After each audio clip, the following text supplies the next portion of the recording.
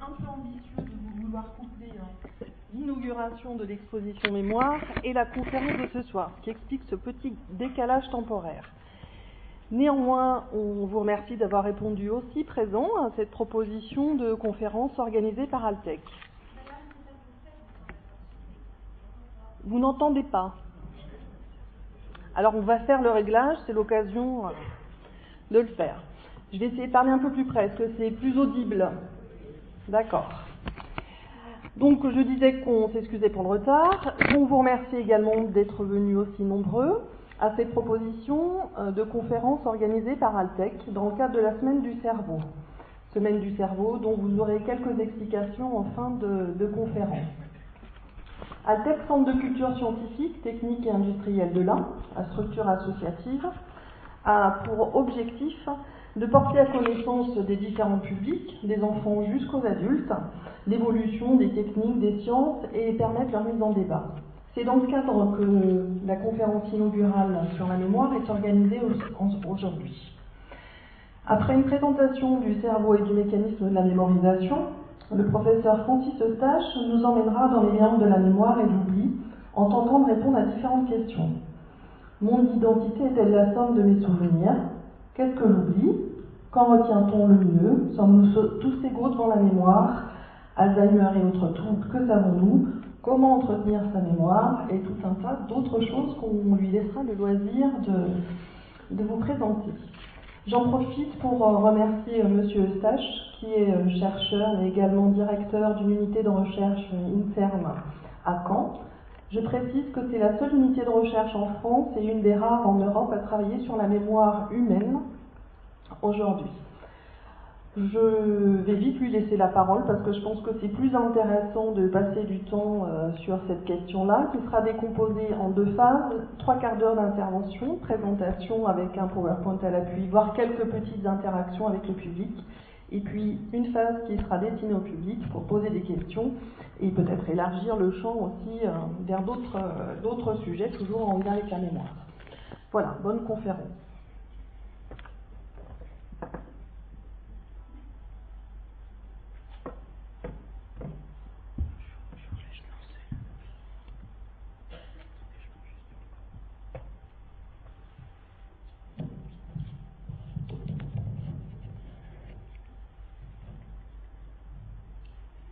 Bonsoir à toutes et à tous, j'espère que vous m'entendez bien.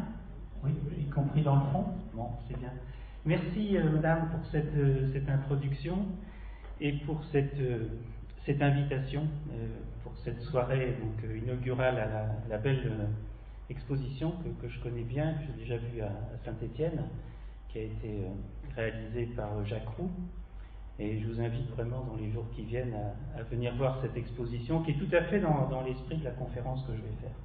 Alors, ce sera une conférence frustrante parce que je ne peux pas parler de la mémoire en 3/4 d'heure, je peux vous en parler, mais ce sera quelques bribes. J'espère que ça vous donnera envie d'en savoir plus. Parce que la mémoire, c'est un monde très très complexe. Et je pense qu'il intéresse beaucoup d'entre vous avec des entrées variées. Ça a été très bien dit dans l'introduction. Il y a le cerveau, il y a les apprentissages, il y a les défauts d'apprentissage, il y a les maladies de la mémoire, il y a tout ça. C'est tout ce champ. Alors moi, je vais plus parler de la mémoire humaine, mais il y a aussi, et c'est abordé dans l'exposition, la mémoire animale, la mémoire artificielle, les relations entre la mémoire artificielle et la mémoire humaine. Vous voyez, on arrive dans un monde qui est considérable. Alors, le titre m'a été proposé. Généralement, je garde les titres qui me sont proposés parce que c'est un peu un challenge, mais je pourrais complètement le retourner, ce titre. Je pourrais dire « La mémoire doit oublier ». Et ce sera un peu un défi conducteur aussi de mon exposé. Effectivement, quand on pense à la mémoire, on se dit « il ne faut pas oublier ». La mémoire, c'est fragile, c'est embêtant quand ça fonctionne mal. Mais en même temps, la mémoire, elle doit oublier. C'est peut-être sa fonction principale. Peut-être que la fonction principale de la mémoire, c'est d'oublier. Et c'est de bien oublier. C'est là que ça se complique un tout petit peu. Et quand on dit ça, on se dit que notre mémoire, c'est beaucoup plus compliqué que de toutes les métaphores qu'on peut avoir. Vous voyez, ranger des informations dans un meuble, dans un ordinateur, etc. C'est beaucoup plus compliqué que ça. Alors c'est ce que je vais essayer de vous faire toucher du doigt. Alors, dans la présentation, donc vous avez parlé de mon unité de recherche qui se trouve à Caen. C'est pas la seule unité qui travaille sur la mémoire humaine en France et en Europe, mais c'est la seule unité qui est consacrée uniquement à cette thématique. Donc la mémoire humaine et ses maladies, avec à peu près maintenant plus de 100 personnes dans l'unité de recherche qui travaillent sur ce sujet. Et cette unité, elle est schématiquement localisée dans deux endroits, donc un hôpital, un grand hôpital qui est le CHU de Caen ici, avec des antennes dans différents services de l'hôpital, et puis un centre de recherche qui s'appelle Cicéron, le groupe d'intérêt public Cicéron, où se trouvent notamment des techniques d'imagerie du cerveau. Donc c'est une macrostructure, c'est un petit peu comme ici, qui accueille différentes structures, dont des unités de recherche. Et l'unité de recherche, voilà sa thématique, c'est donc l'étude de la mémoire chez le sujet sain, un sujet qui n'est pas malade, depuis l'enfant d'âge scolaire jusqu'à la personne adulte, la personne âgée, voire très âgée, quelles sont les modifications de la mémoire au cours de ces grands âges de la vie. Et puis l'étude des maladies de la mémoire. Alors, on pense tout de suite aux grandes maladies de la mémoire, la maladie d'Alzheimer, les accidents vasculaires cérébraux qui peuvent provoquer des troubles de mémoire, mais c'est aussi d'autres pathologies qui ne sont pas des pathologies de la mémoire. Par exemple, le cancer du sein. Vous voyez, le cancer du sein, ce n'est pas une maladie de la mémoire. Pourtant, une femme qui a un cancer du sein, avant même de bénéficier de différents traitements, va avoir des troubles de mémoire. Le fait de vivre une rupture existentielle entraîne des troubles de mémoire, qui peuvent être très importants et dont il faut tenir compte, dont les soignants doivent tenir compte, pour mettre en place par exemple un traitement. Alors, autour du milieu de la figure, là, sont représentées un peu toutes les... C'est dommage que je n'ai pas de pointeur parce que ça ne marche pas très bien, là, voilà.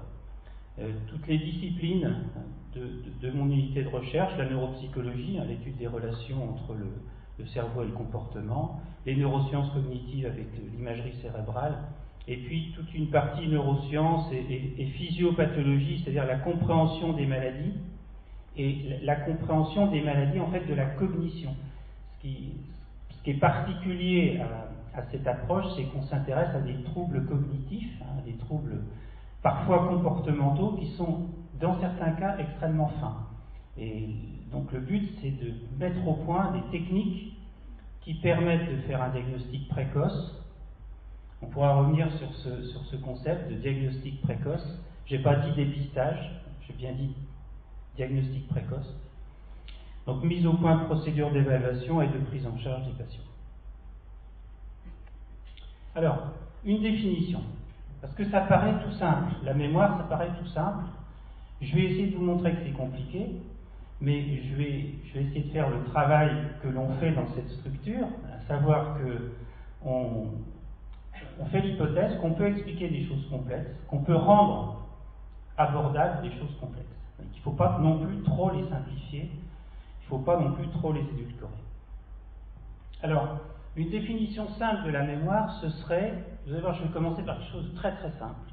C'est la fonction mentale qui permet d'enregistrer, de stocker et de rappeler des informations. C'est pas difficile. Encoder, il faut que l'information rentre dans le système, stocker, il faut conserver ces informations, il ne faut pas qu'elles partent tout de suite, il ne faut pas simplement qu'elles rentrent dans le système et puis qu'elles disparaissent dans l'instant qui suit, et il faut pouvoir les récupérer. Il ne faut pas simplement les stocker, parce que dans certains cas, c'est bien ce qui se passe. Chez certains patients, c'est ce qui se passe. Les informations sont stockées, mais le patient n'y a pas accès. Pas simplement les patients, d'ailleurs. Ça nous arrive à tous de savoir qu'on a cette information et de ne pas y accéder. C'est d'autant plus rageant, parce qu'on sait qu'elle est là, et pourtant, on ne peut pas y accéder. Alors, donc, dans notre jargon, on va appeler ça encodage. Encodage, c'est la prise d'information. Stockage, récupération. Alors là, je vous vois très attentif. Je fais l'hypothèse que vous êtes en train de m'écouter très, très sérieusement. Et c'est vrai. preuves, hein. Mais la situation d'encodage, c'est pas toujours ça. Vous encodez des tas d'informations sans faire un effort de mémoire. Quand vous êtes venu ici, vous êtes venu en voiture, par exemple, incidemment, vous avez vu qu'il y avait des travaux à un endroit, etc. Vous vous êtes pas dit, il faut absolument que je retienne qu'il y a des travaux là. Non, vous avez vu qu'il y avait des travaux sur une maison. Vous voyez, votre mémoire, elle fonctionne aussi incidemment. Elle travaille beaucoup comme ça, votre mémoire. Donc, ce que je veux dire là, c'est que la situation d'encodage correspond en fait à des situations extrêmement diverses. Stockage, même chose. Si je vous donne un numéro de téléphone pour aller le composer dans le couloir, parce que j'ai besoin de passer un message à quelqu'un, le numéro de téléphone, vous le mémorisez à un temps précis, et puis après vous allez l'oublier, parce que ce n'est pas un numéro qui est important pour vous. Vous voyez, donc vous allez stocker pendant une durée relativement brève. Au contraire, certaines informations qui sont importantes pour vous, c'est un des thèmes qui a été évoqué, c'est qu'est-ce que c'est que vous, qu'est-ce que c'est que moi, qu'est-ce que mon identité. Des informations qui sont importantes pour moi, eh bien, je vais les retenir très longtemps. Très très longtemps. Tout du moins, je vais avoir l'impression de les retenir très longtemps. Parce que ce n'est pas forcément une copie de cette information que je vais retenir pendant des dizaines d'années.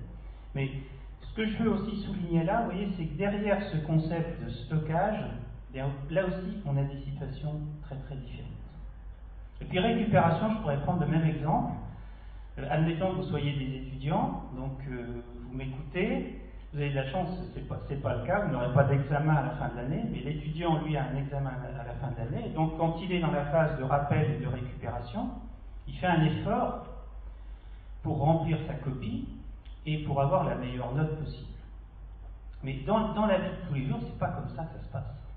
C'est pas comme ça. Il y a des tas de situations où vous faites appel à votre mémoire, où votre mémoire, généralement, est là, est bien là, et fonctionne bien, mais vous ne vous rendez même pas compte que vous faites appel à votre mémoire. Et c'est ça la complexité de la mémoire, c'est le fait que toute cette mosaïque de composantes de la mémoire, eh bien, in fine, fonctionne relativement bien, et certains petits bugs sont là pour nous rappeler en fait sa complexité. Alors, l'histoire de la mémoire. Quand est-ce qu'on a commencé à parler de la mémoire, à réfléchir sur ce concept de mémoire? C'est certainement très ancien. Bon, bien sûr, on trouve des textes majeurs chez les grands philosophes de l'Antiquité, chez les philosophes grecs notamment, mais certainement que c'est quasiment, ça a accompagné la naissance de l'humanité, les premières sépultures, se souvenir des personnes qui disparaissent, c'est déjà une réflexion sur la mémoire, sur le fait que c'est très important de se souvenir des personnes qui sont disparues parce qu'elles nous laissent une trace, elles nous laissent un héritage que l'on se doit de faire fructifier. Donc vous voyez, c'est quelque chose de très ancien. Alors je ne vais pas vous parler de tout ça, même si c'est passionnant, je vais plutôt essayer de parler de la mémoire aujourd'hui, dans notre monde d'aujourd'hui, dans nos sociétés actuelles, parce que cette mémoire, je pense, a pris une place particulière, et une place qui a changé ces 10-15 dernières années, et je pense qu'il faut qu'on en ait conscience, je vais plutôt insister là-dessus. Par contre, je fais tout de même une petite incursion dans cette période qui est résumée dans ma diapo ici, qui est la période de la fin du XIXe siècle, avec beaucoup de travaux sur la mémoire. Je pourrais en citer beaucoup, des travaux chez des philosophes, chez des médecins, des neuropsychiatres, des physiologistes. Vous voyez, beaucoup de disciplines, parfois rassemblées chez un même auteur, qui est à la fois philosophe, physiologiste, médecin. C'est le cas de Ribot, par exemple, qui est sur la gauche de ma diapo, qui est un chercheur français, professeur au Collège de France, qui écrit un livre qui est très important, qui s'appelle Les maladies de la mémoire, qui a beaucoup de succès, c'est 1885. Et dans ce livre, Ribot décrit plusieurs choses, et surtout, il dit quelque chose qui est très important, sur le plan théorique. Mon exposé va être un petit peu théorique, parce que quand on parle de la mémoire, il faut être un tout petit peu théorique. Et ce que dit Ribot, c'est qu'il dit que les maladies de la mémoire, quand on observe un patient qui a une maladie de la mémoire, eh bien, ça nous renseigne beaucoup sur la structure et le fonctionnement de la mémoire. Vous voyez, ce sont les malades qui nous apprennent. Ça, c'est très important. C'est une idée très importante qui va être développée par un neuropsychiatre russe, c'est ce qui est représenté sur la droite de la diapo. On voit son visage et on voit la clinique où il a travaillé, à Moscou. Et donc ce psychiatre s'appelle Sergueï Korsakov.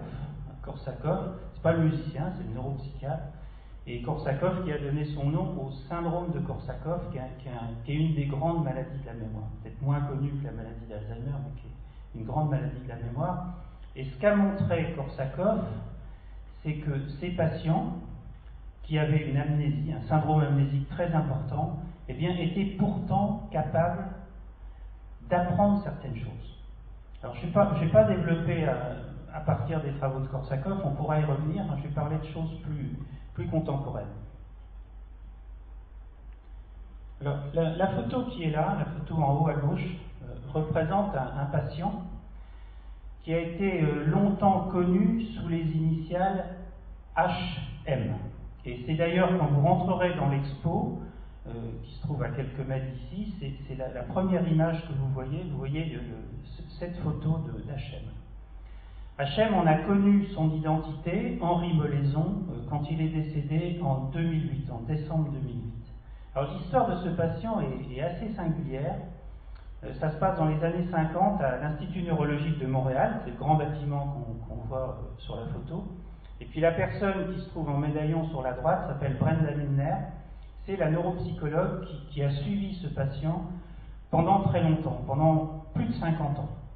Parce que l'histoire commence en 1953, où HM bénéficie d'une intervention chirurgicale sur les hippocampes. Alors les hippocampes, je vous demande de retenir ce nom-là.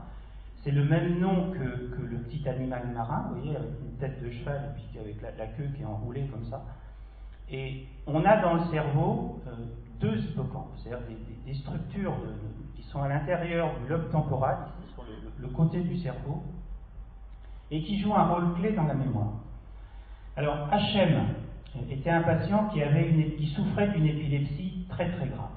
Très très grave, c'est-à-dire qu'il faisait plusieurs crises d'épilepsie par jour, et ce qui perturbait évidemment sa vie. Il avait une vingtaine d'années à l'époque, et donc les médecins, et notamment un chirurgien qui s'appelait Wilfer Scoville, ont décidé de l'opérer, et donc d'enlever les hippocampes HM pour soigner son épilepsie. Et la conséquence, ça a été effectivement que les crises d'épilepsie sont devenues beaucoup moins nombreuses, donc ça a eu des effets bénéfiques. De façon générale, beaucoup de compétences cognitives d'HM se sont améliorées, parce qu'il n'y avait plus ces crises, parce qu'il n'y avait plus des traitements très lourds sur le plan anti-épileptique.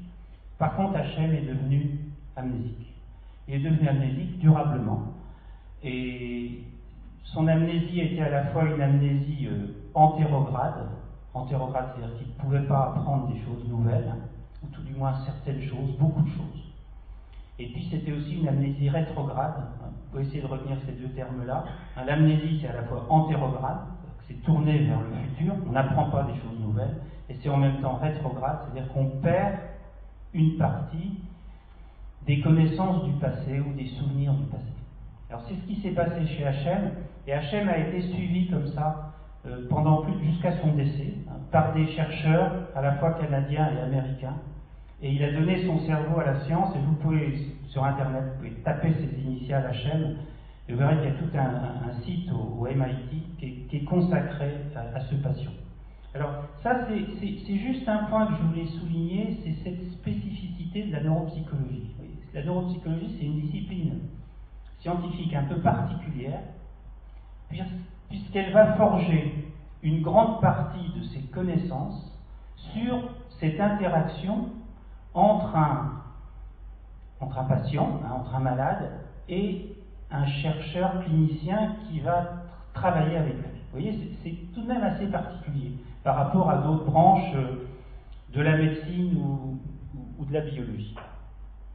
Et HM, alors c'est pas du tout une anecdote, puisque le premier article scientifique qui a été publié à propos du KHM, qui a été publié en 1957 dans le Journal of Neurology, Neurosurgery and Psychiatry, c'est un des articles les plus cités. Maintenant, on peut compter, vous savez, le nombre de citations des articles. C'est un des articles les plus cités de toute l'histoire de la médecine. Vous voyez, donc c'est vraiment pas une anecdote, c'était un résultat très important qui soulignait notamment le rôle des hippocampes dans la mémoire, parce que ça, à l'époque, on ne le savait pas. Et là, cette diapo, elle représente un autre duo célèbre dans notre discipline. C'est un autre patient qu'on connaît par ses initiales, Kissy, qu'on voit sur l'image du bas. Cette image, elle est là pour montrer que ce patient qui est totalement amnésique, eh bien, il continue de faire des tas de choses, y compris des activités intellectuelles complexes, comme jouer aux échecs. C'est une image, bien sûr. Et puis en haut, c'est Handel Tolving, qui est un très très grand chercheur, qui est maintenant un chercheur âgé, qui est à la retraite, mais qui continue de publier des articles. Et c'est un peu lui le grand parrain de l'expo, puisque vous verrez qu'il y a une citation qui est mise en exergue de l'expo, qui vient d'Handel Tolving. Alors, ici, je vais en dire un mot pour que vous compreniez un niveau de dissociation, de distinction dans les composantes de la mémoire qui a été montré par Handel Tolving avec Kissy. C'est que Kissy a une amnésie antérograde considérable. On a l'impression qu'il apprend absolument qu'il ne forme aucun nouveau souvenir. Lui, c'est une histoire traumatique. C'est un traumatisme crânien très grave.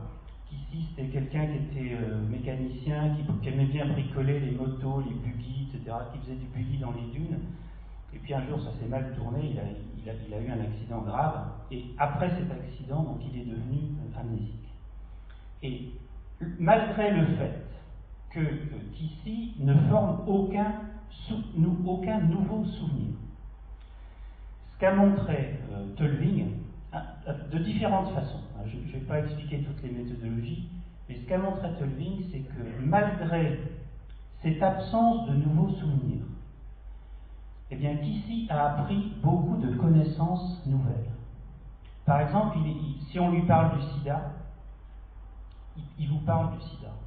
Il sait ce que c'est que le concept de sida, et il peut avoir une conversation avec vous sur ce concept de sida, sur un autre concept, par exemple Internet.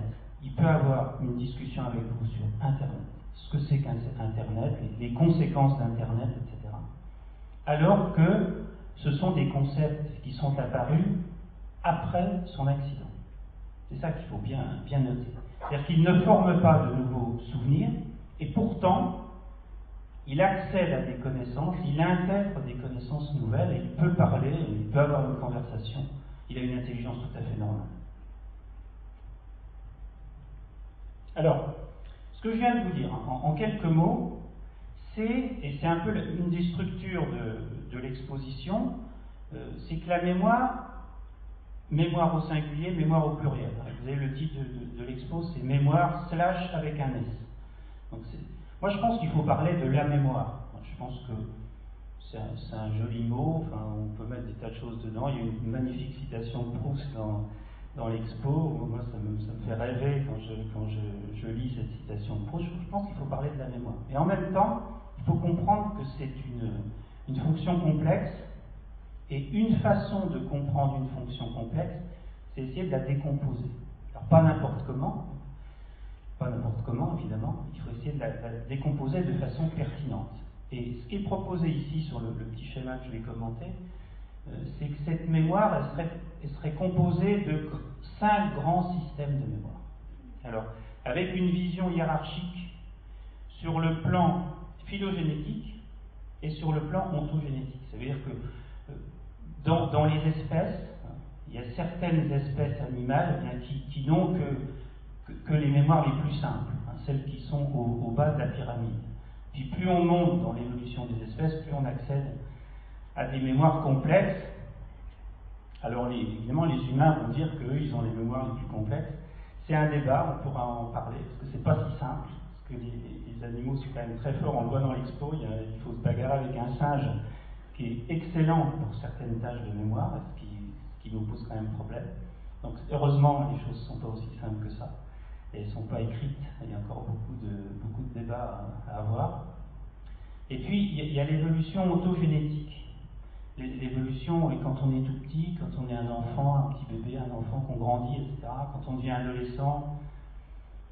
Et là, il y a une évolution qui est pas simple, et je pense qu'elle est très importante à comprendre. C'est pour ça que la mémoire, c'est très important, y compris quand on est enseignant, parce qu'un enfant n'a pas du tout la mémoire d'un adulte. Et on a toujours tendance à penser que, quand on est adulte notamment, que les autres fonctionnent comme nous.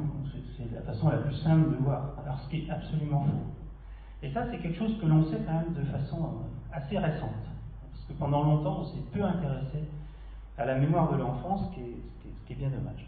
Alors, très rapidement, ces 5 systèmes de mémoire. La mémoire procédurale, c'est la mémoire des habitudes, acquises au fil du temps. Par exemple, faire du vélo. Vous voyez, c'était pas forcément facile au début, mais une fois que vous savez faire du vélo, vous savez faire du vélo. Faire du ski. Je suis normand, faire du ski, c'est pas évident en Normandie, parce qu'on ne peut pas faire de ski en Normandie, c'est vraiment des périodes tout à fait exceptionnelles. Par contre, on passe ici sur l'autoroute tout près pour aller faire du ski dans les Alpes, et c'est très agréable.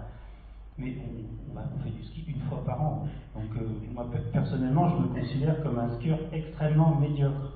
Pourtant, je suis quand même très content quand je reviens l'année suivante et que je suis sur mes skis et que j'arrive à faire du ski. C'est un côté magique. Et ça, c'est la mémoire procédurale. Je ne pourrais pas enseigner le ski. Je ne pourrais pas déclarer comment on fait du ski. Mais par contre, mon corps a appris à faire du ski et c'est merveilleux tout le temps que ça pourra durer. Alors, mémoire perceptive. Mémoire perceptive, c'est le fait d'être en contact avec un percept. Fait que vous allez mieux traiter ce percept ultérieurement, même si ce percept est dégradé, modifié, sous une forme ou sous une autre. C'est quoi ça? C'est quoi ça? Voilà, c'est un éléphant. Et si je vous avais montré, je ne fais pas la démonstration, mais si je vous avais montré une autre image que vous n'auriez pas vue antérieurement, vous n'auriez pas pu me dire, avec le niveau de dégradation là, que c'était un éléphant. Et ça se passe tous les jours. C'est-à-dire que si je reprends l'image de votre voiture, vous êtes en voiture, vous rentrez chez vous, en fait, vous connaissez le chemin, donc c'est beaucoup plus facile. Vous retrouvez les images, et là, vous êtes bien dans une situation où vous n'avez pas l'impression de faire appel à votre mémoire. Pourtant c'est pas magique. Vous n'êtes pas dans une voiture téléguidée. C'est vous qui pilotez la voiture. Donc, l'exemple de la voiture, c'est un bon exemple parce qu'il y a à la fois la procédure. Vous savez conduire. Vous avez appris à conduire. Ça a été douloureux. C'est souvent d'ailleurs les souvenirs qui marquent. Le souvenir du moniteur d'auto-école ou de l'inspecteur, c'est encore pire, d'auto-école, c'est généralement, c'est quand même quelque chose d'assez fort. C'est un peu comme le baccalauréat. Donc vous avez souffert, mais une fois que vous savez conduire, vous savez conduire. Et en même temps, quand vous êtes sur un trajet familier, vous vous repérez facilement, vous retrouvez les images. Là, il y a la boulangerie, etc. Plus loin, il y a autre chose, il y a l'église, il faut tourner à droite, etc. Et vous faites ça de façon automatique. Vous faites ça de façon tellement automatique que quand vous êtes sur un endroit calme, pas quand il y a un gros trafic, mais quand vous êtes sur l'autoroute et que c'est calme, qu'il fait beau, vous oubliez même que vous êtes à tel endroit. Et si vous avez un voisin ou une voisine qui vous parle, vous pouvez parler, et vous pouvez parler de choses complexes. Et si vous êtes tout seul, vous pouvez, dans votre tête, vous livrer à des ruminations mentales, alors qui peuvent prendre des formes très différentes. Ça peut être très rationnel, ça peut être essayer de résoudre un problème compliqué, et puis ça peut être complètement farfelu, mais c'est aussi très bien, c'est vraiment des rêveries. Donc vous pouvez faire tout ça à la fois. Et ça, c'est très important que notre cerveau soit capable de faire tous ces niveaux à la fois. Vous voyez, notre cerveau, il est capable de conduire, il est capable de se repérer dans l'espace, de voir des images et de parler au voisin ou à la voisine, de lui répondre, même si elle pose des questions compliquées, etc. Répondre, être poli, etc. Ou alors être dans vos pensées et échafauder des plans ou des histoires, ce qui est encore mieux peut-être, hein, d'imaginer des choses un peu farfelues. Ça, c'est une dimension très importante hein, du fonctionnement de notre cerveau. Alors, la mémoire sémantique, qu'est-ce que c'est que ça? C'est la mémoire des connaissances générales sur le monde. Rome, c'est la capitale de l'Italie. Vous voyez, c'est des choses que je sais. Et je ne sais plus trop où j'ai appris ça. J'ai appris ça il y a longtemps. On me l'a dit, on me l'a redit, puis j'ai retenu ça. Je sais ça. La mémoire de travail, c'est le numéro de téléphone dont j'ai parlé tout à l'heure. Et puis tout là-haut, ce sont les souvenirs. Alors la mémoire des souvenirs, c'est particulier. Je me souviens de cette année où nous sommes allés en vacances en Italie, et puis j'étais avec ma femme et mes enfants, et puis on a voulu aller visiter à côté de la tour de Pise, l'église qui se trouve juste à côté. Et ma femme a dû acheter un châle pour mettre sur ses épaules, parce qu'elle a les épaules nues, et on ne rentre pas en Italie dans une église avec les épaules nues. Ouais, je me souviens de ce moment, vous voyez, il faisait très beau, il y a un baptistère en face de l'église, je me souviens un peu de l'ambiance, les enfants qui couraient, etc.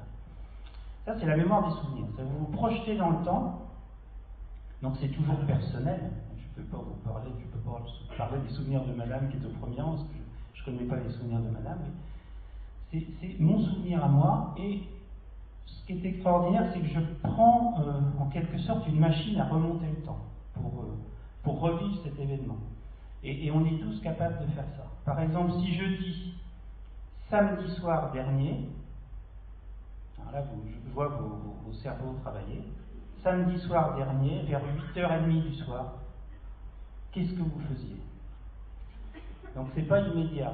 C'est pas immédiat, et puis vous allez retrouver. Vous allez retrouver, et vous allez retrouver la situation. C'est-à-dire que, je sais pas, est-ce que vous étiez en famille, si vous étiez en famille, vous allez retrouver pratiquement la place des personnes autour de la table, peut-être la couleur de la robe de la personne qui était à votre gauche, vous voyez, vous êtes capable de trouver des niveaux de détail, et puis de l'ambiance du moment. Alors évidemment, vous n'avez pas filmé, c'est pas un film. Mais c'est quand même une capacité, vous voyez, à vous remettre dans une situation qui est assez extraordinaire. Ça, je vais passer. Et puis, je reviens aux maladies de la mémoire, mais avec un article scientifique qui est certainement un des plus importants de ces 15 dernières années. Je vous ai parlé de patients amnésiques. Tout à l'heure, je vous ai parlé d'HM, je vous ai parlé de Kissy, je vous ai parlé du syndrome de Korsakoff. Et puis, ce qui a été décrit ici par nos collègues anglais, Faraday, Varkakadem et d'autres collègues, c'est l'histoire d'enfants. Ce sont des enfants il y a d'abord 3 enfants, puis après il y en a d'autres qui vont être décrits de par le monde, y compris dans mon unité. Et ce sont des adolescents, 3 adolescents, qui ont été victimes de lésions néonatales des hippocampes. Il y en a surtout un qui a été très étudié, qui s'appelle John. Alors, compte tenu de ce que vous savez, vous avez compris qu'un adulte, si un adulte a des lésions des hippocampes, il devient amnésique. Donc, qu'est-ce qui se passe chez un enfant qui naît et qui a des lésions? Je ne parle pas du contexte médical là, mais qui a des lésions très étendues des hippocampes. Donc, selon vous, un enfant comme ça, quel va être le développement de cet enfant? Alors, le développement de cet enfant, c'est tout d'abord aucun changement dans son premier développement. C'est-à-dire que l'enfant apprend à marcher, il a un développement psychomoteur normal, il apprend à parler. Alors vous me direz, le langage et la mémoire, c'est pas la même chose, donc je dis oui, c'est pas la même chose, mais bon. Il apprend à parler. Et puis ensuite, il apprend toutes les connaissances qu'un enfant apprend. Quand on apprend le langage, on apprend en même temps la signification des concepts qu'on acquiert. C'est pas simplement un outil, c'est un outil, c'est beaucoup plus que ça. C'est les connaissances sur le monde. Il apprend les connaissances sur le monde. Ces enfants avec des lésions hippocampiques apprennent comme un enfant qui n'a pas de lésion hippocampique. Vous voyez, c'est quelque chose qui est quand même assez étonnant. Et par contre, c'est pour ça que ces enfants se retrouvent dans le cabinet du neuropédiatre.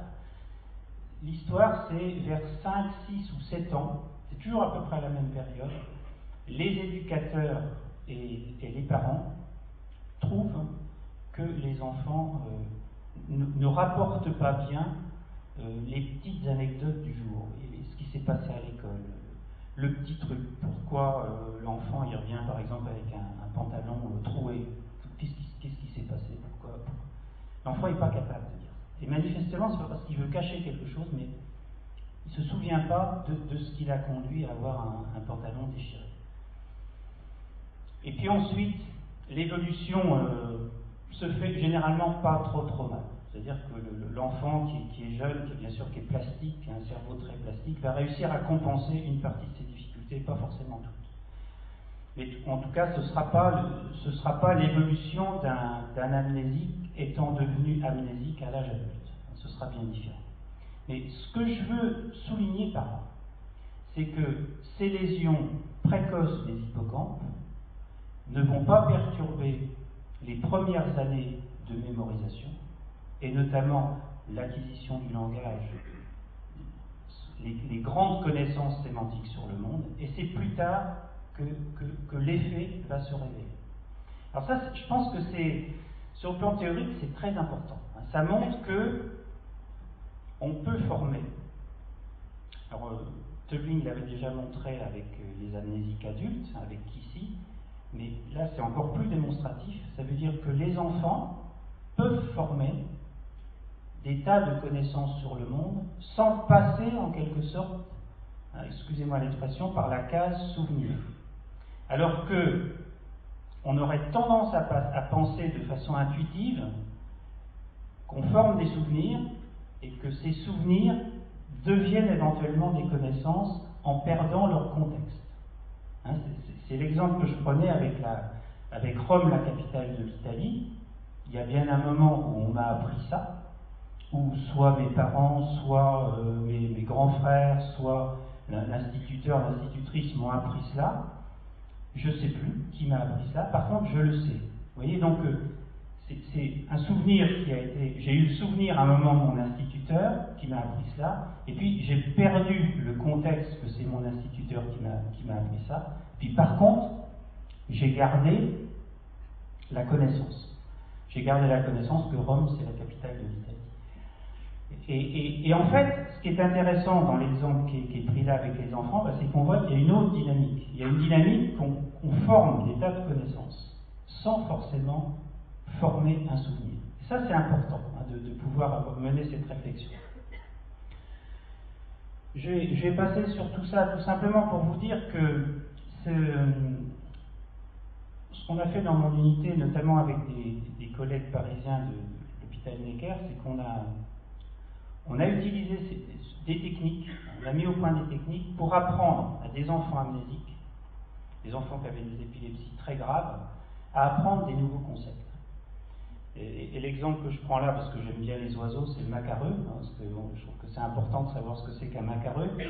Et les enfants, là c'était une petite fille, a pu apprendre ce que c'était qu'un macareux. C'est un oiseau un peu particulier, oui, qui a une sorte de bec de perroquet, qui vit dans un terrier de lapin, qui fait son nid dans un terrier de lapin. Vous voyez qu'elle a des mœurs un peu particulières. Et ces enfants ont pu apprendre ça sans du tout pouvoir mémoriser quand ou comment ils avaient appris tout ça. On a pu leur apprendre. Donc, vous voyez, il y a cette voie d'acquisition des connaissances qui est importante. Ça, c'est juste pour ouvrir le débat. Je vais vous parler essentiellement de la mémoire humaine, mais juste un petit flash sur les animaux. J'aurais pu vous montrer un orang-outan ou un bonobo. Et là, je vous montre un oiseau qui est un jet bleu à gorge blanche, qui est en fait un jet californien, mais qui est très étudié par des collègues de Cambridge en Angleterre. Et c'est un corvidé, un petit corbeau, c'est la famille des corbeaux. Et ces oiseaux sont extrêmement intelligents et ont une mémoire tout à fait exceptionnelle. Alors, tout à l'heure, je suis allé un petit peu vite, je vous ai dit la mémoire épisodique, et la mémoire épisodique, c'est se souvenir, pouvoir voyager mentalement dans le temps, et puis se souvenir du contexte.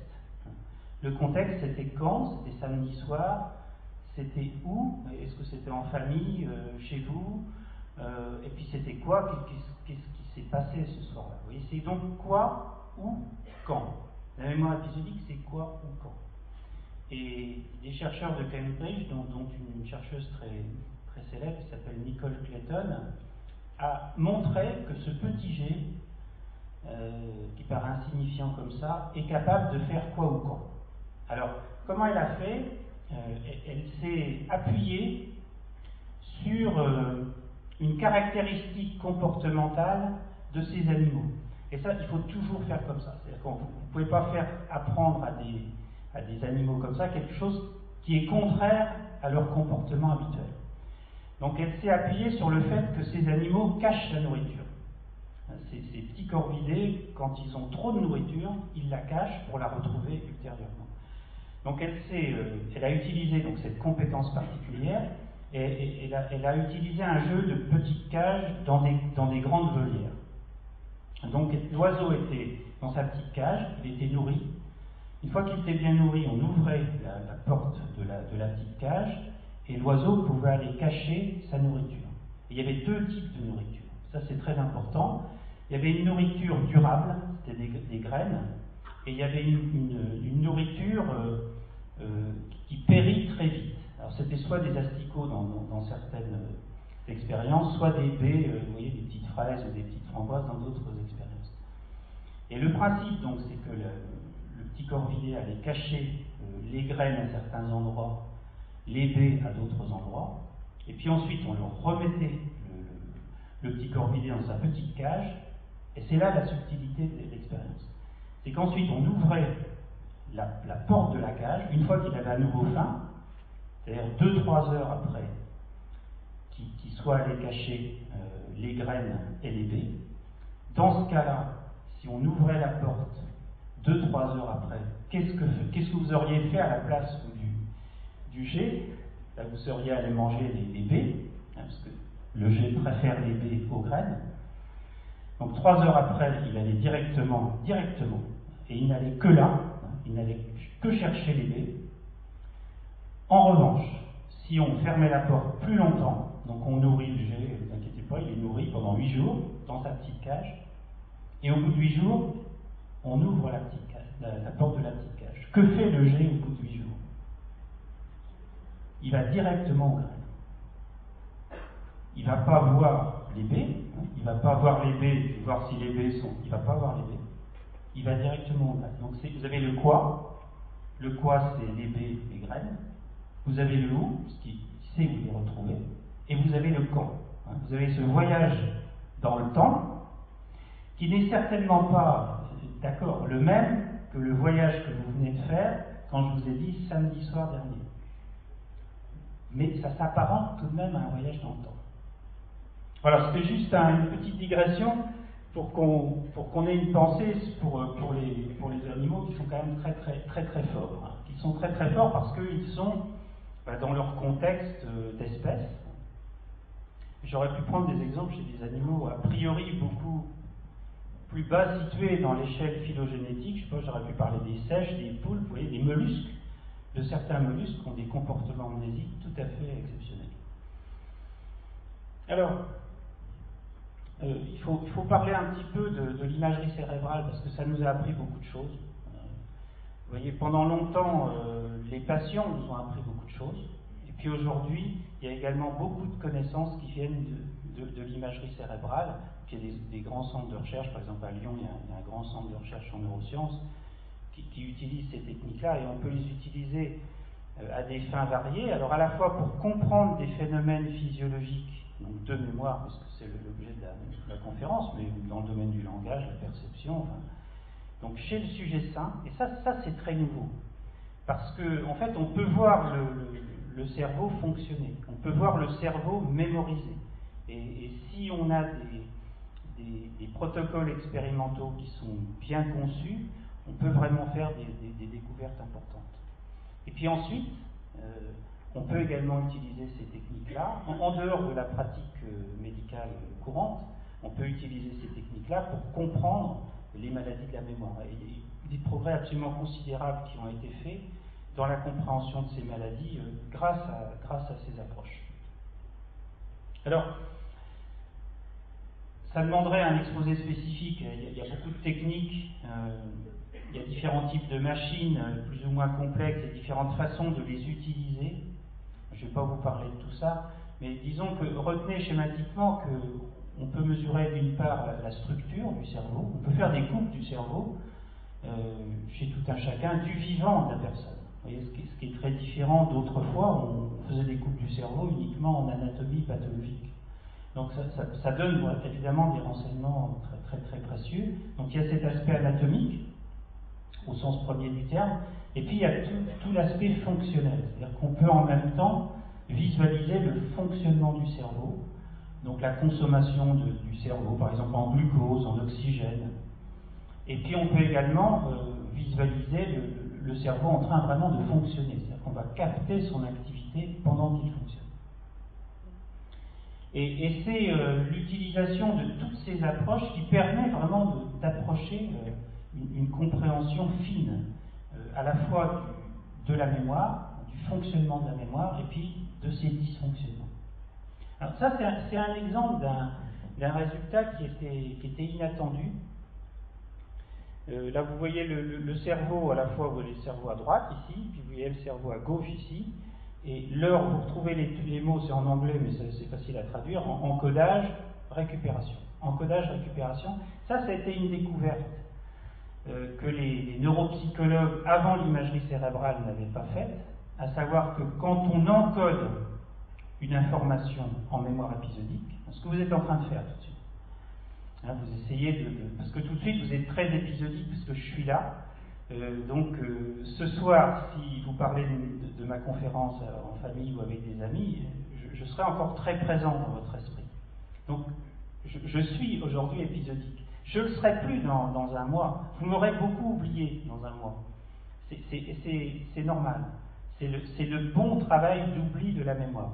Vous aurez oublié que j'ai un pull marron, parce que ça n'a aucun intérêt. Bon, si j'avais un pull tout troué, etc., là, vous en rappelleriez plus longtemps, parce que ce serait anormal que j'ai un pull tout troué. Mais le fait que j'ai un pull normal, vous allez oublier ça. Ça n'a aucun intérêt. Par contre, je fais l'hypothèse que vous apprenez des choses sur la mémoire. Je fais cette hypothèse-là, et je fais aussi l'hypothèse, qui est un peu ambitieuse, que vous allez conserver quelque chose, que je suis en train de vous changer. Je suis en train de vous changer, comme vous êtes en train de me changer. Parce que notre cerveau, il change en permanence. Alors, quand vous faites ce travail d'encodage, c'est plus votre cerveau gauche qui fonctionne. Oui, c'est étonnant. Et quand vous allez récupérer cette information, ce sera davantage votre cerveau droit. Alors, c'est évidemment pas des changements majeurs, tout votre cerveau fonctionne. Bien sûr, notre cerveau, il fonctionne tout le temps. Et d'ailleurs, c'est aussi un point très important. Il fonctionne toujours. Il n'a pas de repos, notre cerveau. C'est un organe assez magique. Il n'a pas de repos. Il ne se repose jamais. Mais il est dans des situations de repos. C'est très important qu'il ait des situations de repos où il fasse ce travail de repos. Bon, ça, je vais passer. Ce que je montrais dans la diapo précédente, c'est le travail qu'on a fait à Caen avec des gens, des hommes et des femmes d'une soixantaine d'années. Les hommes nous avaient donné des indices sur les souvenirs de leurs femmes, et on a scanné les femmes en IRM fonctionnel pendant qu'elles évoquaient des souvenirs qui correspondaient à plusieurs périodes de leur vie. Il y avait l'adolescence, il y avait le jeune adulte, puis on avançait comme ça dans le temps. Et ce qu'on voulait montrer, c'était que quand ces femmes évoquaient un souvenir, quelle que soit l'ancienneté du souvenir, si ce souvenir était épisodique, c'est-à-dire que c'était un vrai souvenir avec l'impression de revivre l'événement, par exemple la naissance de François, pour la femme, vous voyez, pour qui c'est un événement important, mais des souvenirs comme ça activaient la région des hippocampes. Vous voyez, c'était pas simplement les souvenirs récents, mais c'était aussi les souvenirs lointains, à partir du moment que c'était des souvenirs épisodiques. Ce qui montre bien que cette structure cérébrale, elle est très importante. pour la formation et pour le maintien des souvenirs du passé. Et donc, quand on a une maladie qui touche ces hippocampes, eh bien, on voit les conséquences que ça a sur notre mémoire épisodique. Et là, ce qui a été montré là, et je fais une petite incursion dans ce domaine parce que c'est vraiment important, c'est que quand on a demandé aux mêmes personnes d'imaginer cette fois-ci un événement plausible dans les 12 mois qui viennent. Alors là, tout de suite, on est au mois de mars, on commence un petit peu à parler des grandes vacances. Grandes vacances, c'est pas complètement, vous voyez, c'est pas lointain. Donc, qu'est-ce que je ferais, posez-vous la question, qu'est-ce que je ferais aux grandes vacances prochaines? Est-ce que j'ai un voyage de programmé? Est-ce que j'irai voir mes enfants, mes petits-enfants, etc. Est-ce qu'il va y avoir un élément marquant de cette période?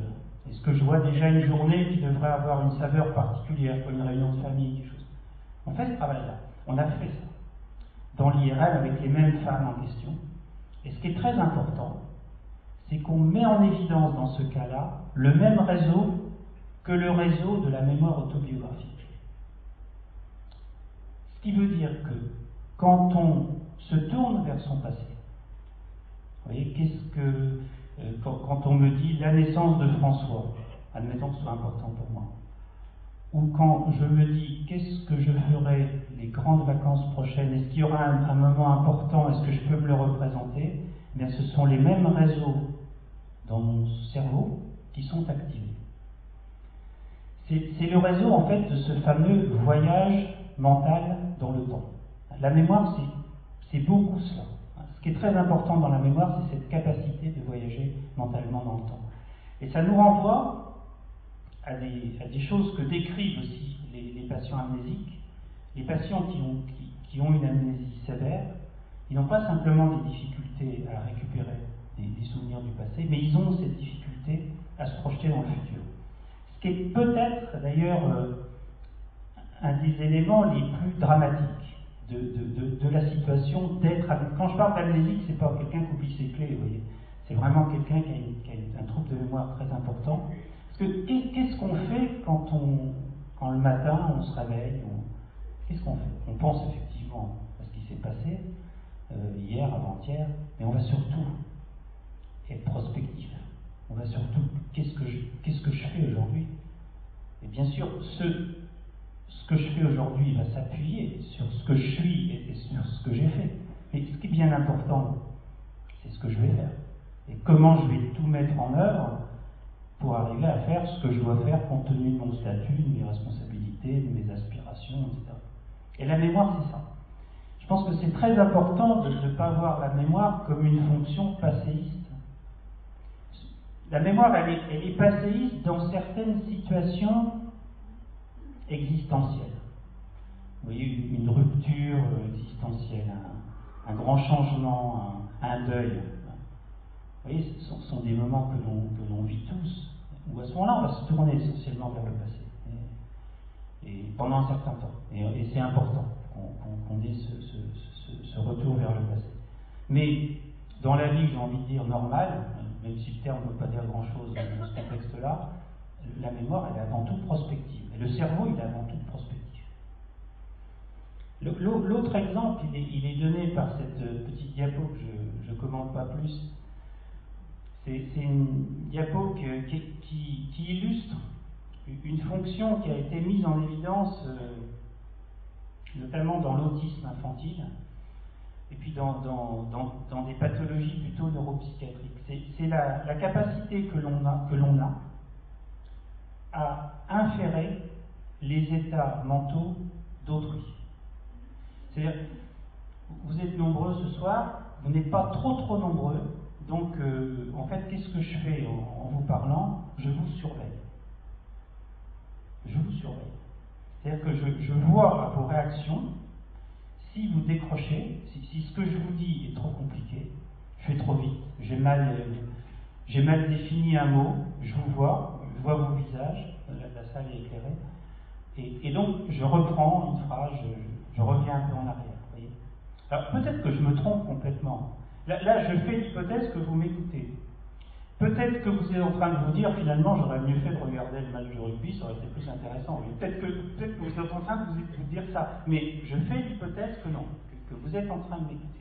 Donc, vous voyez, je fais un voyage vers vous, je décode un certain nombre de signes dans votre comportement, vous bougez, le visage, etc. Et puis, j'en infère que, et à partir de là, je m'adapte. Vous voyez, c'est vraiment le principe, ce qu'on appelle la cognition sociale. Et les humains sont très forts pour la cognition sociale. Alors, je n'explique pas l'aspect méthodologique, mais les neuropsychologues ont inventé des situations expérimentales où on met les sujets dans ces situations de voyage mental vers l'autre. Vous voyez, là, c'est pas dans ma mémoire, ni dans mon futur, c'est vers vous que je voyage.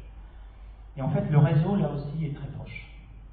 Il y a évidemment des différences, il y a des différences dans ces réseaux, mais il y a un grand nombre de structures qui sont activées lors de tâches de mémoire autobiographique vers le passé, dans des tâches de mémoire dite prospective, imaginer, anticiper le futur, et dans ces tâches de théorie de l'esprit.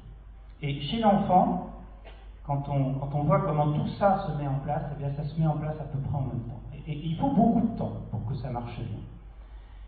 Ça commence à bien marcher et vraiment de concert à l'adolescence. Mais il faut attendre l'adolescence. Puis à l'adolescence, tout explose, donc il faut recommencer. Là, je plaisante. C'est autre chose. Donc, je ne vais pas dire pour commencer à zéro, mais disons que c'est une autre aventure qui commence, et là, je passe le relais aux parents et aux grands-parents qui connaissent la situation. Je vais finir là-dessus parce que je vais garder du temps parce que sinon, si je me laisse aller, je vais parler encore pendant des heures, donc il faut que vous puissiez poser des questions. Ça, c'était la présentation des termes mémoire et vieillissement il y a 20 ans. Vous voyez, c'est pas très réjouissant.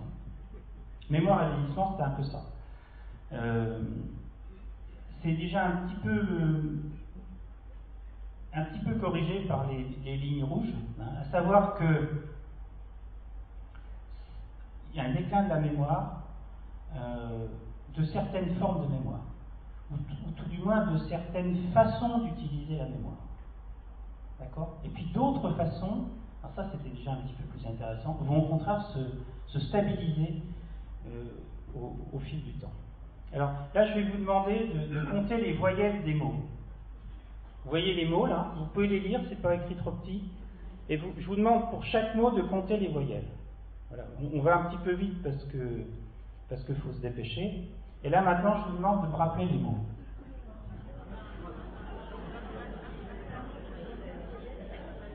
C'est un peu le jeu de massacre, voilà.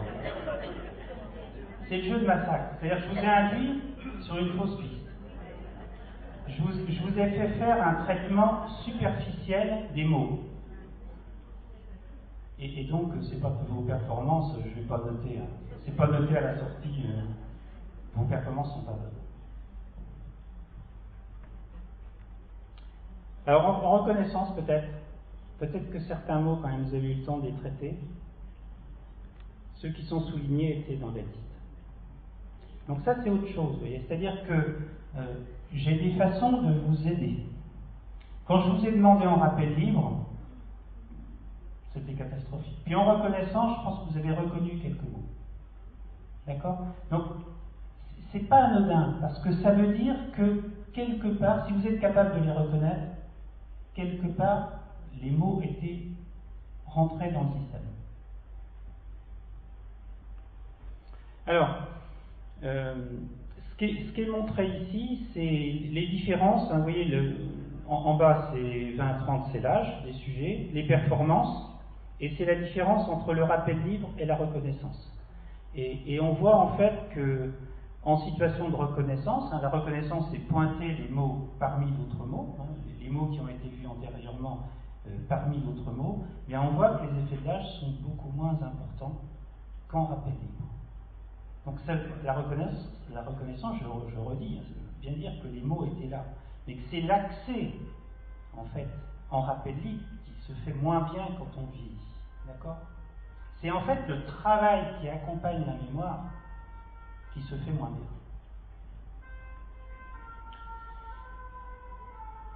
Donc, c'est-à-dire que si le type d'encodage, ça vous l'avez compris, hein, est-ce que le mot contient la lettre A? Si je vous oriente vers une tâche superficielle comme ça, vous allez avoir des mauvaises performances, alors que si je vous oriente vers une tâche qui vous incite à faire un traitement profond, c'est-à-dire en profondeur de l'information, c'est-à-dire avec la signification du mot, et là, vous allez avoir des performances qui vont être meilleures. Je dis vous à tout le monde, les jeunes, les moins jeunes. Et c'est ce qui est montré là. C'est-à-dire encodage superficiel sur la gauche, vous avez les jeunes et les âgés, et encodage profond sur la droite, les jeunes en bleu, les âgés en jaune. Vous voyez que les performances sont quasi égales hein, quand on oriente vers un traitement profond. Hein, il y a un bénéfice qui est à la fois pour les jeunes et pour les âgés, et encore plus pour les âgés. Alors, c'est ce qui fait dire aux chercheurs, je vais un petit peu vite, hein, mais c'est un terme qui est consacré, que au cours du vieillissement normal, on est en présence de troubles dits apparents de la mémoire. On n'est pas en présence de troubles authentiques de la mémoire. Apparents parce que on est beaucoup plus dans des difficultés à manier, avec agilité, des stratégies d'encodage et de récupération. Par contre, les difficultés qui apparaissent, ce sont des difficultés pour récupérer le contexte, la source de l'information. Ça, c'est quelque chose qui est très net, c'est-à-dire que l'information est mémorisée. Par contre, quand, où on a récupéré cette information-là, on a appris cette information-là. Ça, c'est beaucoup plus sensible. Et en fait, c'est exactement ce qui se passe chez les enfants. Les enfants ont la même difficulté, c'est-à-dire qu'ils apprennent, ce sont des machines à apprendre, les enfants, machines avec plein de guillemets, ils vont apprendre. Dans certaines situations, ils vont apprendre beaucoup mieux que les adultes. Par contre, ils vont apprendre avec peu de contexte. Ça, c'est quelque chose il faut qu'on en ait conscience, parce que c'est aussi une situation qui peut conduire à les manipuler. À les manipuler, oui. Pourquoi? Parce qu'on peut leur faire apprendre des tas de choses sans qu'ils sachent où ils ont appris ça. Et ça, c'est un problème. Vous voyez, c'est presque le problème de la rumeur, hein, si on transpose ça dans le domaine de la psychologie sociale. Il y a une rumeur. Donc c'est une information qui circule. Et cette information, on est en contact avec cette information. On est en contact, donc notre cerveau, il retient cette information. Mais notre cerveau, il ne va pas forcément retenir que cette information, elle a été acquise dans un contexte qui est potentiellement détestable. Parce que notre cerveau est beaucoup plus doué pour retenir des informations que le contexte des informations. Alors, bon, ça c'est la différence avec la maladie d'Alzheimer qui, elle, touche, hein, c'était ma diapo d'avant, hein, touche vraiment les souvenirs. Et il y a des aides qui vont améliorer un peu les performances, mais elles vont être beaucoup moins efficaces que chez les sujets âgés. Bon, ça, c'est l'imagerie cérébrale qui accompagne en quelque sorte les résultats des neuropsychologues et qui montre que les modifications, elles se passent surtout dans les régions frontales du cerveau. C'est-à-dire qu'on a des modifications quand on vieillit, essentiellement dans les régions frontales, dont je vous ai encore relativement peu parlé. Je vous ai parlé d'encodage, je vous ai parlé de récupération. Ce sont des régions qui vont accompagner le travail de la mémoire. Ce ne sont pas vraiment les régions qui sont spécialisées dans la mémoire. Ça, c'est un travail qui avait été fait dans mon unité par Gregoria Calpoussos, qui avait montré chez une grande cohorte de personnes d'âges différentes, des gens qui étaient très sélectionnés, qui étaient en très très bonne santé. Elle avait montré chez ces personnes les modifications frontales, mais elle avait montré au contraire que certaines régions du cerveau étaient très résistantes aux effets de l'âge, ne se modifiaient pas au cours de l'âge. Et c'était sur la droite une région dont je vous dirai un mot tout à l'heure qui s'appelle le cortex singulaire postérieur, qui est en arrière du cerveau ici.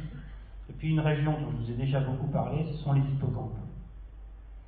En fait, quand on sélectionne beaucoup les sujets qui participent à nos études, les sujets qui viennent au centre Cicéron de toute la région pour participer à nos études, quand on les sélectionne sur le plan de la santé, mais on voit que les hippocampes ne changent pas au fil de l'âge. Vous voyez, ce qui est quand même pas rien. Donc c'est complètement différent. C'est un message qui est assez simple, mais qui est fort. C'est-à-dire que le vieillissement, c'est pas du tout la même chose que la maladie d'Alzheimer. Là, on a un phénomène physiologique qui est le vieillissement, puis on a une maladie qui est la maladie d'Alzheimer. Deux choses complètement différentes. Alors évidemment, la maladie d'Alzheimer, par contre, c'est une maladie qui survient chez les personnes âgées. C'est ça qui brouille un petit peu les cartes. Il faut quand même bien remettre les choses à leur place. C'est très important. Je vais passer sur tout ça. Et puis ça, je peux vous en reparler dans la discussion. Et là, je voulais vous montrer la différence, c'est un petit peu ce que je viens de vous dire à l'oral, sans les diapos, la différence entre vieillissement normal sur la gauche, maladie d'Alzheimer sur la droite. On a du vert d'un côté, on a du rouge de l'autre, pour les mêmes structures cérébrales. On est vraiment dans des domaines complètement différents. Et puis, peut-être vous dire, et ça va introduire la discussion, c'est le concept qui est en bas, qui est le concept de réserve cognitive. C'est un concept dont on parle beaucoup tout de suite, à savoir que, il y a ces effets de l'âge, il y a la survenue des maladies neurodégénératives. Je pense que c'est deux grands sujets de préoccupation, deux grands sujets qui sont des problèmes de société. Il faut que nos sociétés s'adaptent à ces deux situations très importantes. Et face à cela, les scientifiques apportent un certain nombre de concepts nouveaux, dont celui de réserve cognitive. Alors la réserve cognitive, il y a à la fois l'inégalité intrinsèque liée à des facteurs génétiques et autres qui font qu'on va avoir un cerveau plus ou moins résistant. C'est comme ça. C'est pas très intéressant, mais il faut le savoir. Je veux dire, c'est pas très intéressant d'un point de vue, vous voyez, interactif. Et puis il y a la réserve qu'on appelle cognitive. La réserve cognitive, c'est... Alors il ne faut pas non plus être ni angélique, ni caricatural. Mais ce serait, je parle encore au conditionnel, parce qu'on est loin d'avoir tout écrit là-dessus, ce serait que la façon de nous comporter, la façon que l'on a de nous comporter, la façon que l'on a de faire travailler notre cerveau, en quelque sorte, la façon que l'on aurait de nous conduire tout au long de notre vie, mais très tard, y compris très tard, va modifier les effets, alors va modifier deux choses, les effets potentiellement délétères de l'âge sur la mémoire, donc c'est pas inintéressant, et deuxièmement, ce qui est une formulation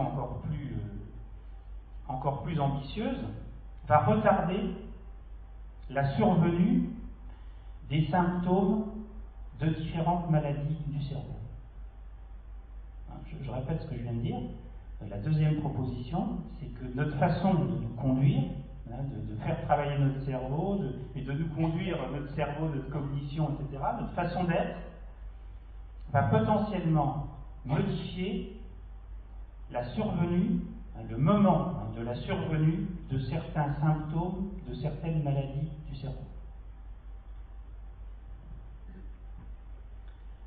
Voilà. Et puis ça, c'est la petite diapo pour remercier mes collègues avec qui je travaille, sinon j'aurais peu de choses à vous dire.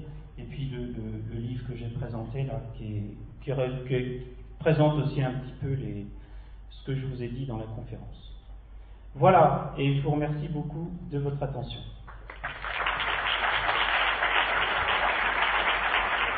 Et désolé pour le petit retard.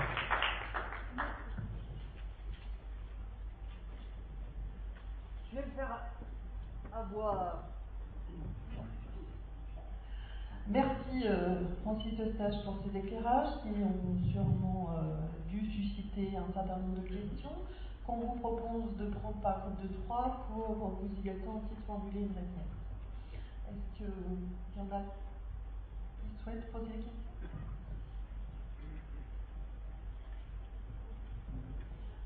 Est-ce que vous auriez la gentillesse de nous réexpliquer ce que c'est que la théorie de l'esprit, car je ne suis pas certaine de l'avoir saisie?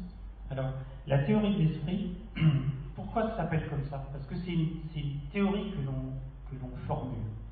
Vous voyez, c'est une théorie que l'on formule sur le fonctionnement d'autrui.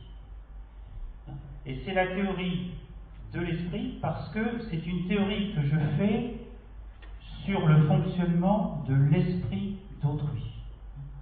Donc, je fais une afférence, je suis en contact avec une personne, bon là il y a beaucoup de monde, c'est plus compliqué, je suis en interaction avec une personne et j'adapte ma communication avec cette personne parce que j'ai une théorie sur ce qu'elle pense de moi. Et donc, je me mets dans son esprit, à la fois sur le plan cognitif, c'est-à-dire que j'essaie de comprendre son raisonnement, sa compréhension de ce que je viens de lui dire, mais cette théorie, elle est aussi en même temps affective. C'est-à-dire qu'en même temps, c'est là que ça se complique, et vous comprenez pourquoi là on rentre dans quelque chose de très élaboré, c'est-à-dire qu'en même temps, j'attribue certaines intentions affectives à cette personne. Et la cognition sociale, c'est bien ça. Quand on est dans un groupe, c'est pour ça que c'est compliqué, les rapports sociaux c'est compliqué, il y a les aspects rationnels de ces rapports sociaux, puis il y a les aspects qui sont plus affectifs, parfois complètement irrationnels parce qu'on n'arrive pas à les décrypter. C'est ce qui fait peut-être aussi toute la saveur des rapports humains, mais aussi leur complexité. C'est ça la théorie de l'esprit. En anglais, c'est TOM. On appelle ça TOM pour Theory of Mind. Vous verrez ça dans des articles. TOM, ça fait référence à ça. Alors, c'est une faculté qui est modifiée. Moi, je vais revenir aux maladies dont on parle ce soir, aux maladies dégénératives, aux maladies comme la maladie d'Alzheimer et d'autres maladies comme ça. C'est une fonction qui est très subtile et qui est assez fréquemment perturbée chez les patients. Et c'est très important de le comprendre. Parce que quand on dit un patient a des troubles du comportement, le trouble du comportement, c'est la résultante de potentiellement de situations extrêmement différentes. Mais dans un certain nombre de cas, la source de ces troubles de comportement, c'est une anomalie. C'est un symptôme, si vous voulez, chez les patients. Le patient n'a plus cette capacité de décoder, de faire ses inférences relativement justes. Je vous ai dit tout à l'heure, peut-être que je me trompe complètement, vous êtes en train de penser au match de rugby que vous avez raté. C'est une plaisanterie parce que je pense que, vous voyez, j'étais pas complètement à côté de la plaque en vous regardant tous. Mais cette capacité-là, c'est une capacité qui est complexe. C'est peut-être plus complexe que la mémoire, vous voyez. Et donc, c'est une capacité qui, très souvent, se modifie. Il y a des distorsions de ces capacités de théorie de l'esprit, et ça peut conduire à des problèmes de comportement, parce qu'il y a des modifications plus ou moins importantes, vous voyez, de cette capacité à se mettre à la place de l'autre et à comprendre la théorie de l'esprit de l'autre.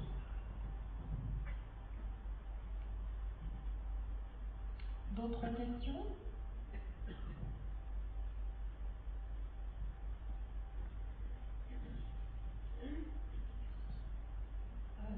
Est-ce que vous pouvez nous parler de l'ictus amnésique et en particulier des répétitions de l'ictus amnésique? Alors, j'avais une diapo sur l'ictus amnésique idiopathique. Je ne sais pas pour le plaisir d'utiliser des gros mots, mais je vais vous dire pourquoi je parle de l'ictus amnésique idiopathique. L'ictus amnésique, qu'est-ce que c'est déjà cliniquement?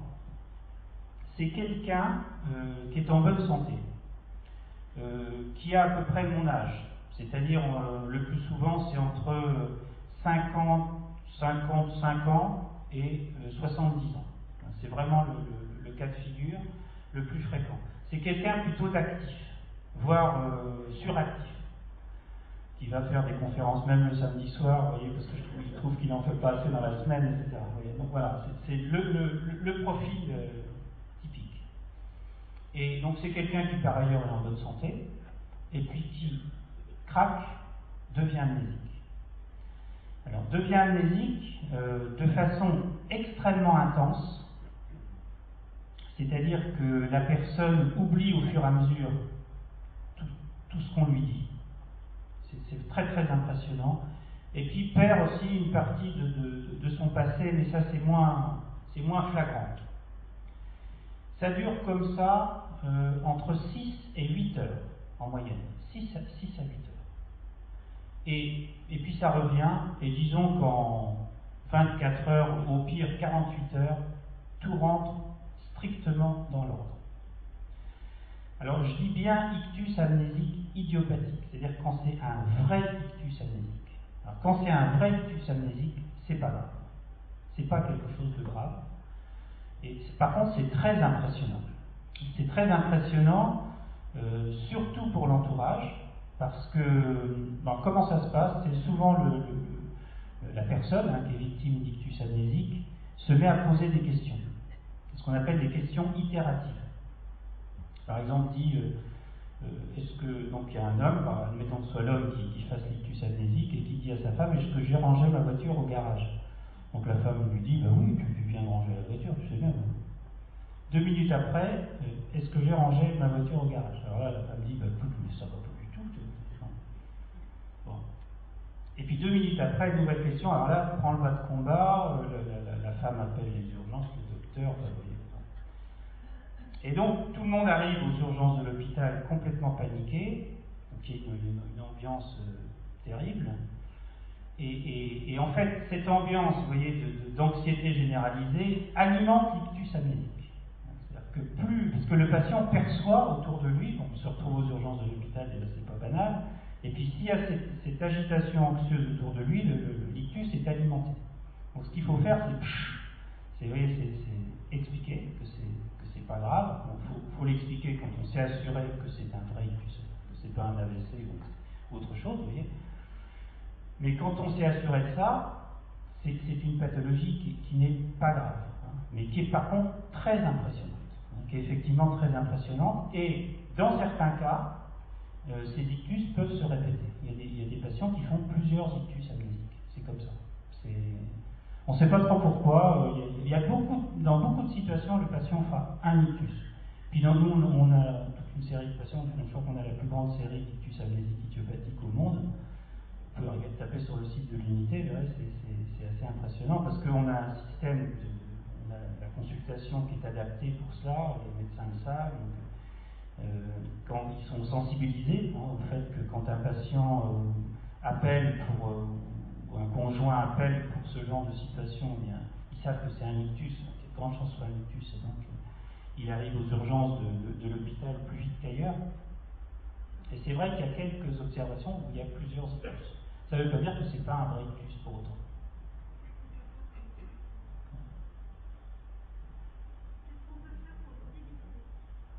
Oui. Non, là je peux pas vous répondre parce que je vais rentrer dans des niveaux de détails.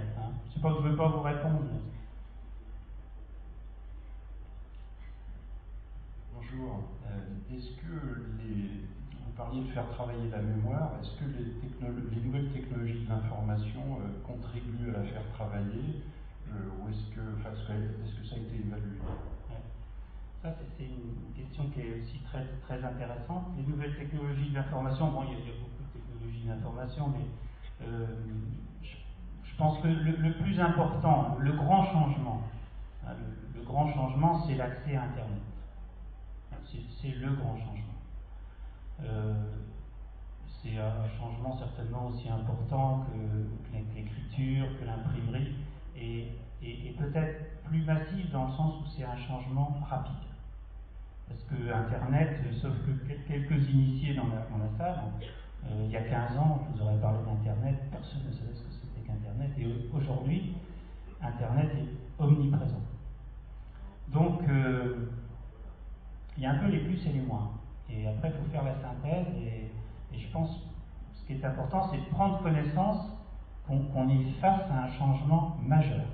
On est face à un changement majeur, donc il faut le traiter comme tel quand on a des responsabilités en tant qu'enseignant, parent, etc. Alors, il y a d'abord les plus. Je pense qu'il y a bien sûr, il faut tout de même le dire, il y a un plus considérable, c'est l'accès à des informations quasiment illimitées. On a accès moi je me suis calmé parce que je vous parle, donc je suis poli, mais je suis sans arrêt en train de tapoter là-dessus. Et c'est vrai qu'on a accès à un nombre d'informations considérable. Donc c'est potentiellement, c'est un plus très très important. Quand on est chercheur, ça a complètement changé le métier de chercheur. La façon dont les connaissances se fabriquent entre chercheurs aux quatre coins du monde, ça a complètement changé. On n'a plus besoin d'aller à la bibliothèque, attendre des semaines pour avoir un document. On a le document en construction et on construit ces documents ensemble. Donc tout ça, c'est plus. Tout ça, c'est du plus. Il y a énormément de plus. Après, il y a l'utilisation qu'on en fait. Et il y a les biais potentiels d'utilisation. En fait, le petit piège que je vous ai posé tout à l'heure, c'est un peu une caricature d'Internet. Alors, je vous ai dit compter les voyelles. Vous voyez, je vous ai orienté vers un traitement superficiel de l'information. Et quand je vous ai demandé de rappeler les mots après, ben, vous avez dit ben non. Et c'est un peu la caricature d'Internet. C'est-à-dire que en clair, c'est tellement facile que vous allez, c'est le terme qui est utilisé, vous allez surfer d'une information à l'autre, mais de façon superficielle. Vous allez avoir tendance, parce que vous avez envie d'aller voir, parce que vous êtes prospectif, donc vous allez avoir envie d'aller voir ailleurs, d'aller voir autre chose. Et ça c'est un moins qui est potentiellement, si on n'y prend pas garde, qui est vraiment un moins. Parce que vous n'allez pas faire le traitement en profondeur de l'information. C'est-à-dire que votre cerveau ne va pas accaparer, ne va pas assimiler ces informations. Ça, c'est un premier problème. Deuxième problème, j'ai utilisé le terme tout à l'heure d'amnésie de la source. L'amnésie de la source, c'est pas au sens on est amnésique, mais notre cerveau, il est plus doué pour retenir des informations que pour retenir leur source. Leur source, c'est où j'ai appris cela. Sur Internet, où je vais tomber. Si je me pose un problème, par exemple, je sais pas, la Russie. Je m'intéresse à la Russie, aux frontières de la Russie, etc. Je vais trouver des sites très bien faits, de géographes, de grandes universités qui sont spécialisées dans le domaine, de grands journaux, Le Monde, vous voyez, des journaux sérieux comme ça. Puis je vais tomber sur des sites de beaucoup moins bonne catégorie. Et mon cerveau, il va revenir tout ça. Sans forcément, vous voyez, le temps passant, il va édulcorer les sources de ces informations. Ça, c'est aussi un problème. Et l'autre problème, c'est que, à force de jouer à ce petit jeu-là, si on n'en a pas conscience, on va faire, ça a été bien montré par une étude assez récente, qui est parue dans Science. C'est-à-dire qu'on a des techniques, nous, psychologues, neuropsychologues, pour savoir comment une personne fait référence à sa mémoire ou à une mémoire externe.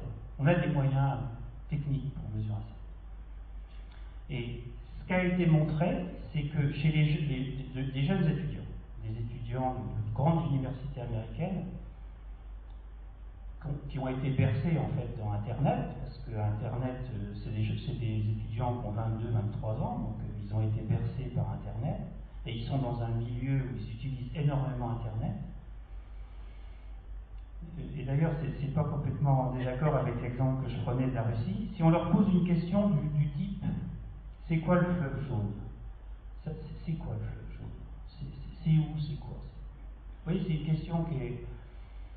Bon, je pense qu'il y a beaucoup de gens qui savent plus ou moins dans la salle, mais c'est pas facile quand même. Il faut... Donc, qu'est-ce que vous faites si je vous pose une question comme ça? Vous allez... Votre génération en général, vous allez chercher dans votre tête. Vous allez chercher dans votre tête et ça évoque des films, ça évoque des documentaires. Et donc vous savez à peu près où il est le fleuve jaune. Si vous demandez à ces étudiants américains, en fait, ils ne vont pas chercher dans leur tête. Par contre, ils savent où ils vont trouver. Ils savent où ils vont trouver. Donc c'est très bien. Ils vont trouver le chemin Ils vont savoir les mots, à la limite les mots-clés, le site, pour trouver l'endroit où se trouvent les informations sur le fleuve jaune. C'est très bien, parce qu'ils vont avoir certainement des informations beaucoup plus larges que ce qu'il y a dans votre esprit. Ça pose quand même le problème de la synthèse. C'est-à-dire que la mémoire, c'est quoi? La mémoire, c'est quoi? C'est tout ce que je vous ai dit ce soir, hein, le procédural, les souvenirs, etc. Mais c'est quoi? In fine, c'est pour ça que je préfère le mot la mémoire. La mémoire, c'est la synthèse. Et c'est votre synthèse. C'est pas simplement ce qu'il y a dans le smartphone une fois que vous avez tapé sur Google ou je ne sais quoi. C'est quand même bien votre synthèse. Et sur cette synthèse, vous allez arrimer des souvenirs, hein, qui sont vos souvenirs, et puis vous allez arrimer des choses que vous devez savoir avec précision. Parce qu'il faut les savoir. Et vous allez les savoir avec précision si elles peuvent s'arrimer sur une connaissance générale relativement structurée.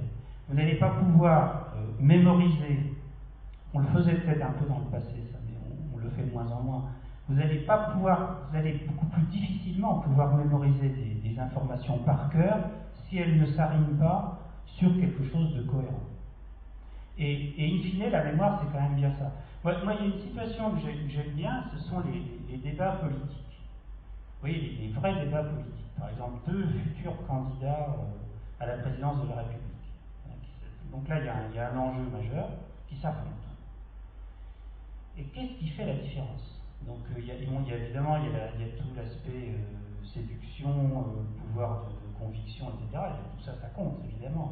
Mais quand on regarde le contenu, c'est quand même des informations précises. Et là, la personne, quand on lui demande, je ne sais pas combien il y a de sous-marins, ou combien de Français, vous voyez, lanceurs d'engins, etc., parce que ça, ce sont des exemples qui ont été où des candidats ont perdu quand même un certain nombre de points significatifs à des questions comme ça. Là, vous ne pouvez pas dire, attendez, vous pouvez pas dire aux journalistes, attendez, je vous dis ça dans 5 minutes ou dans 30 secondes. Vous êtes bien obligé d'avoir ça dans votre tête. Donc, je pense qu'il ne faut pas être ni passéiste, ni...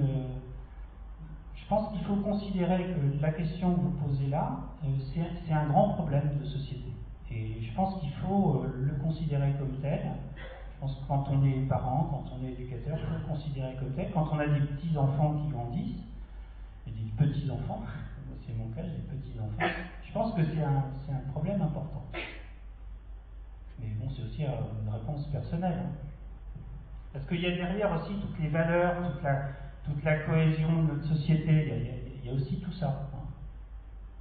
Il n'y a pas qu'un aspect quantitatif. La mémoire n'est pas qu'un instrument. Elle est un instrument, mais une fois que j'ai dit ça, il faut évidemment corriger. Elle n'est pas qu'un instrument. Elle est beaucoup plus que ça.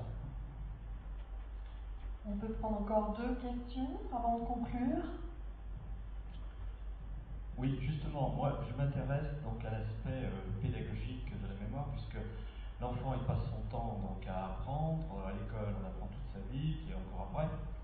Est-ce qu'il y a une pédagogie de la mémoire? Est-ce que mettre votre science là entre les pattes de parents, d'éducateurs, ça pourrait les aider à déjà comprendre comment ceux qui sont en face d'eux fonctionnent, et puis à faire en sorte que ce qu'on apprend, ça serve à quelque chose, parce que je pense que ce qui est important, c'est pas les informations que j'en reçois, c'est l'opinion que je vais me faire de ce que je reçois. Je prends par exemple ces jeux à la télé dont vous ne retenez rien, les chaînes d'infos où on vous balance des informations, et aussitôt que vous avez tourné le poste, vous ne vous rappelez plus de ce que vous avez entendu. Donc ça, c'est vraiment le genre de truc qui ne sert à rien.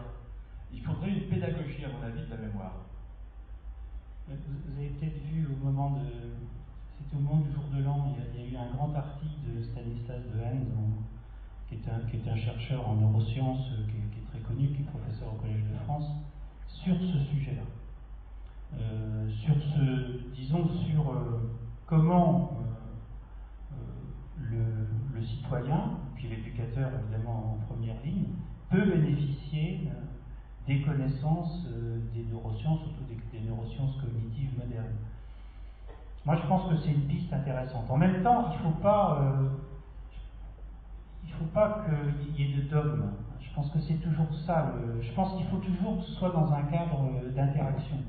Parce que ce ne sont pas les neurosciences qui vont apprendre non plus, vous voyez, aux enseignants à comment enseigner. Je pense qu'il faut vraiment que ce soit dans un cadre d'interaction.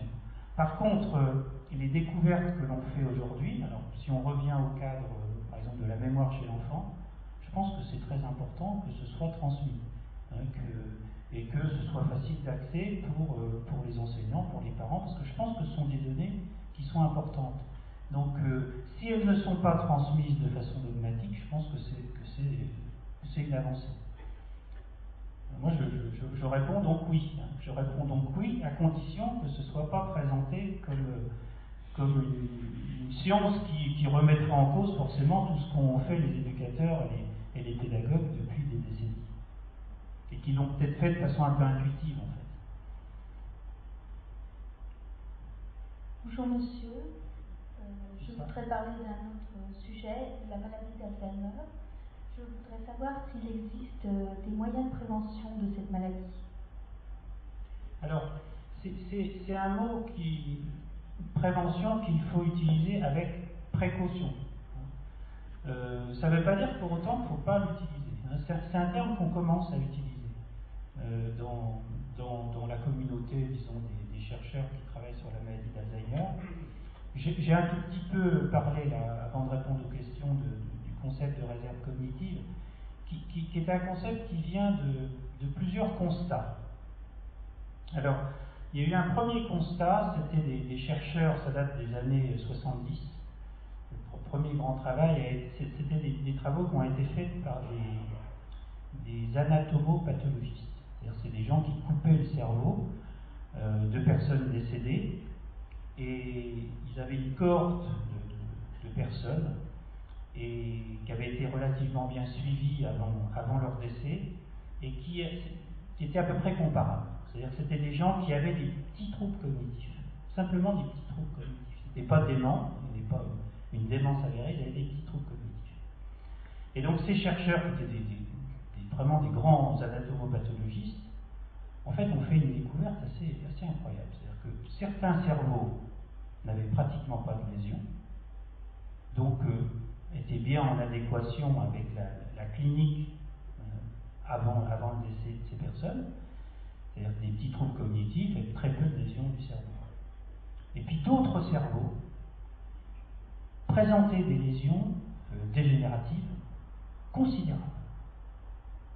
Donc vous voyez, vous aviez schématiquement, vous aviez deux types de cerveaux, des cerveaux quasiment sans lésions et des cerveaux avec des lésions considérables, notamment de la maladie d'Alzheimer. Donc si on prend les choses à l'envers, ça voulait dire que la deuxième catégorie, les personnes qui avaient des lésions très importantes, eh bien, avaient évolué comme cela sans avoir des troubles cognitifs majeurs. Ça a été un résultat qui ensuite a été dupliqué c'était beaucoup plus facile avec le début de l'imagerie cérébrale. En imagerie cérébrale, on a montré ça très fréquemment, des gens qui avaient des petits troubles et qui avaient pourtant une atrophie cérébrale considérable.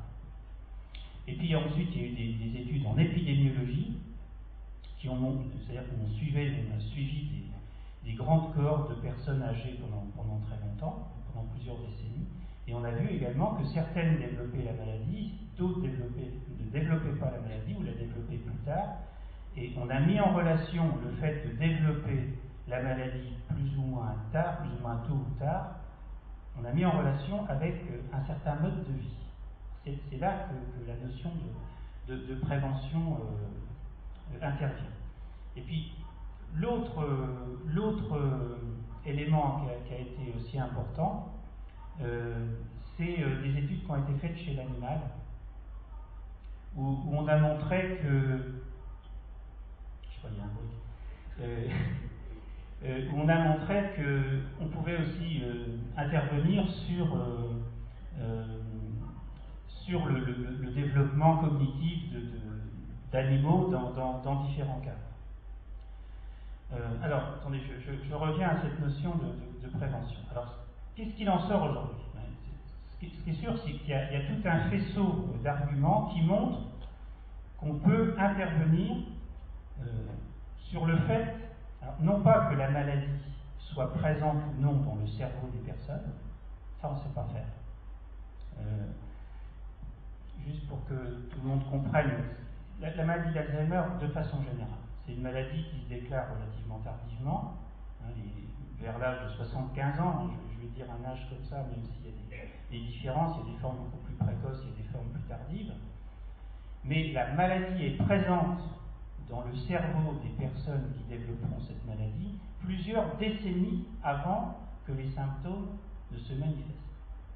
Ça, disons qu'on sait ça avec différentes formes de maladies que l'on peut détecter auparavant.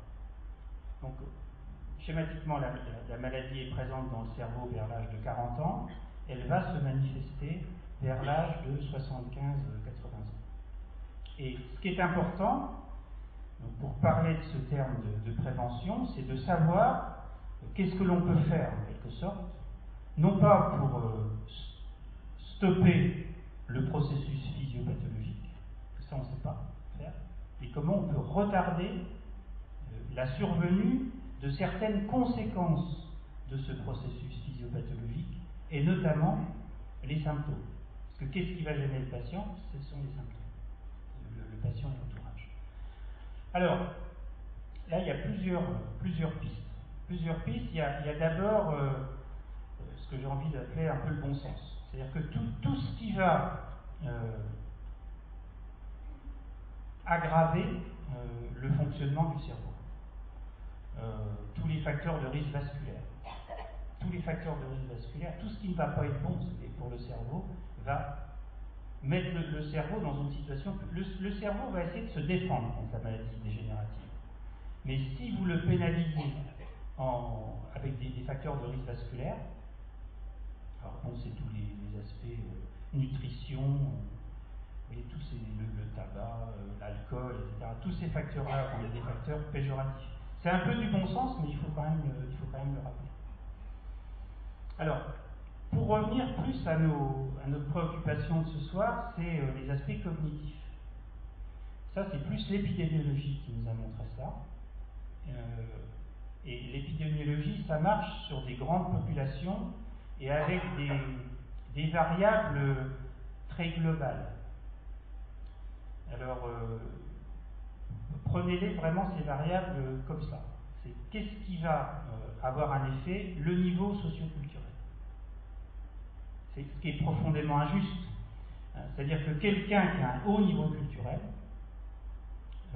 va développer les symptômes de la maladie plus tard que quelqu'un qui a un niveau socioculturel faible, en corrigeant par d'autres variables. Ça, c'est sur des grands nombres. Donc, je crois que c'est important de savoir ça, c'est sur des grands nombres. Quand on travaille sur des choses plus fines, c'est beaucoup plus complexe d'analyser ce facteur socioculturel, notamment pour les personnes âgées qui ont vécu au moment de la guerre, etc., qui n'ont pas forcément accédé à un niveau d'éducation très élevé, mais qui pour autant ont mené leur vie, ont mené des projets, ont eu une vie structurée, qui avait du sens, etc. Et c'est ça qui est beaucoup plus difficile à quantifier. Alors, je vais finir sur un résultat positif. Quand on parle d'Alzheimer, il faut donner des résultats positifs. Parce qu'il y a beaucoup de résultats positifs. On est dans une période tout de suite qui est problématique. Moi, je suis en train d'écrire un petit livre à la demande de l'INSERM sur la maladie d'Alzheimer. Et c'est redoutable, parce que c'est la maladie d'Alzheimer dans son ensemble. Ce n'est pas simplement la neuropsychologie. Et ce qui est difficile tout de suite, c'est qu'on a fait des progrès considérables dans la compréhension de la maladie, et puis on bute sur les aspects thérapeutiques. Donc on est dans une situation, nous chercheurs, on n'est pas à l'aise. Pour autant, il faut donner des résultats positifs quand on en a. Et sur le sujet que vous évoquez là, il y a un résultat qui est en train de se confirmé, plusieurs grandes études, c'est que la prévalence de la maladie, c'est-à-dire le nombre de cas, est en fait en train de diminuer. Et contrairement à toutes les extrapolations qu'on avait faites, il est en train de diminuer, tout du moins dans certains pays, les pays du Nord. Et il est en train de diminuer, cette prévalence est en train de diminuer, notamment chez les femmes. Vous savez que les femmes étaient plus touchées que les hommes, même en corrigeant des effets de l'âge, que les femmes vivent plus longtemps que les hommes, les femmes étaient plus touchées auparavant que les hommes. Je dis bien en corrigeant le fait qu'il y ait plus de femmes que d'hommes. On ne savait pas pourquoi. Et là, les choses sont en train de s'inverser. Pourquoi ? Pourquoi ? Parce que dans ces pays du Nord, les femmes qui ont l'âge de développer la maladie d'Alzheimer, qui ont 75-80 ans, sont les femmes qui ont commencé à aller à l'école, vous voyez, à être scolarisées assez longuement, à accéder à des postes à responsabilité, etc.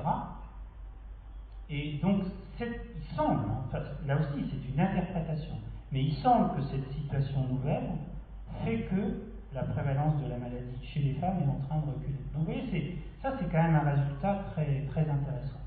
Parce qu'on est dans une génération où, c'est un peu caricatural ce que je dis là, mais c'est quand même un peu vrai, on est dans une génération où les femmes ont pris le bon côté de la façon de vivre des hommes, c'est-à-dire que les hommes pouvaient aller à l'école, accéder à des responsabilités, etc., sans prendre les mauvais côtés de la vie des hommes. Non, mais là c'est la génération d'après, vous voyez. Mais non, je comprends bien ce que vous voulez dire. Mais la génération des femmes, on est dans l'épidémiologie, hein, on est sur des grands nombres. Hein, on n'est surtout pas dans les cas particuliers, parce que ça ne marche pas dans les cas particuliers.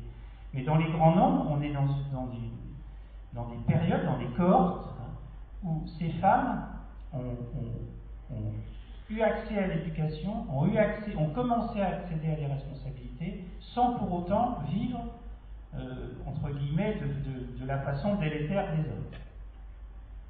Donc ça, je trouve que c'est un message qui est assez intéressant, parce que ça montre un effet sur des grandes populations, et moi, c'était pas mon travail de parler de ça, mais ça pose aussi tous les problèmes socio-économiques hein, de ces maladies-là. Parce que la maladie d'Alzheimer, c'est bien tout ça. Hein. C'est aussi des choix qu'on fait, que nos sociétés doivent faire, que nous devons faire. Il y a des politiques qui se chargent de la politique sociale, mais on a aussi notre mot à dire, et c'est très important que la population ait tout ça en main, parce qu'on est obligé de faire des choix hein, sur des thématiques aussi importantes que ça, aussi importantes en termes de volume, j'ai envie de dire, financier. Je ne sais pas si je vous ai répondu complètement. Donc ma prévention, oui, moi je pense que c'est un terme qu'il faut creuser. Là encore, sans angélisme. Hein, je pense que il n'y a pas moi je ne vous ai pas donné ce soir la recette pour ne pas avoir la maladie d'Alzheimer. Bon, des fois je suis très agacé quand j'écoute des choses à la radio, je lis dans les journaux. Donc il faut toujours être extrêmement prudent. Pour autant, quand on a des résultats, il faut les expliquer et je trouve qu'on a des résultats qui sont intéressants, avec une inversion de certaines courbes qui sont quand même très intéressantes. Ça veut dire que notre façon de nous comporter hein, dans un cadre social, parce qu'on n'est pas forcément responsable de tout individuellement, ce serait trop simple de donner toute la responsabilité à l'individu, mais notre façon, mais tout de même en tant qu'individu, on a un rôle à jouer, d'accord ? Notre façon de nous comporter va avoir un effet sur notre façon de vieillir. Alors qu'on soit malade ou pas, hein, sur notre bien vieillir.